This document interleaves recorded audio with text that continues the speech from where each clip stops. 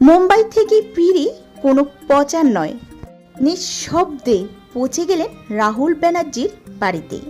নিঃশব্দ উপস্থিতিতেও যে গভীর সমবেদনা জানানো যায় তা আবারও প্রমাণ করলেন অভিনেতা জিৎ।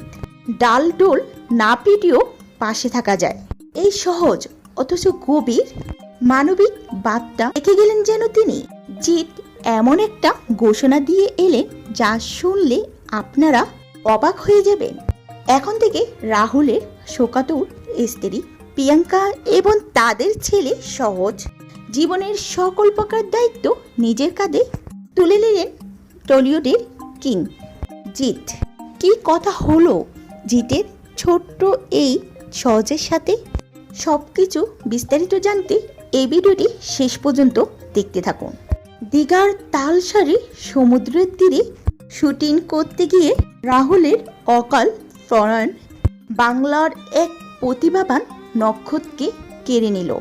শুটিংয়ের কাজে মুম্বাই ছিলেন মেগাস্টার জিৎ। প্রিয় সহকর্মী শেষ যাত্রায় থাকতে না পারায় সে দহন আর আক্ষেপ তাড়িয়ে বেড়াচ্ছিল তাকে। তাই তো কলকাতার বিমানবন্দরে পা রেখে কোনো নিরাপত্তার তোয়াক্কা না করে সোজা ছুটে গেলেন রাহুল ব্যানার্জির বাড়িতে। রাহুলের মা আর ভাইয়ের সামনে যখন জিৎ গিয়ে দাঁড়ালেন তখন তিনি একজন মেগাস্টার জিৎ ছিলেন না, তিনি ছিলেন একজন শোকার্ত বড় ভাই। দীর্ঘক্ষণ কথা বলেন তাদের সাথে জিৎ। রাহুল চলে যাওয়ার সবচেয়ে বড় ধাক্কাটা ছিল স্ত্রী প্রিয়াঙ্কা ও তাদের অবুঝ সন্তান সহজের জীবনে। প্রিয়াঙ্কার শূন্য চোখের জল আর সহজের নিষ্পাপ চাহনি দেখে নিজেকে ধরে রাখতে পারল না জিৎ। ঘনিষ্ঠ সূত্র অনুযায়ী জানা যায় জিৎ কেবল সহজকে সান্ত্বনা দিয়ে শান্ত হননি, সহজের পড়াশোনার থেকে শুরু করে এবং যে কোনো প্রয়োজনে তাদের পাশেই থাকবে। তিনি স্পষ্ট জানিয়ে দিয়েছেন প্রিয়াঙ্কা ও সহজ তার পরিবারেরই একটি অংশ। বিপদে আপদে বড় ভাইয়ের মতন ছায়া হয়ে থাকবেন তিনি। সুপারস্টারের এই উদারতা দেখে বাকরুদ্ধ হয়ে পড়ে রাহুলের পরিবার।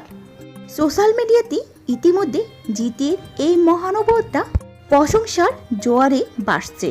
রাহুল ব্যানার্জি হয়তো আর কোনোদিন ফিরে আসবে না, আর তার সেই প্রাণবন্ত হাসি আর আমরা দেখতে পারবো না, কিন্তু তিনি যে বন্ধু ও সহকর্মী রেখে গেছেন সেই সহকর্মীর মধ্যেই তিনি বেঁচে থাকবেন আজীবন।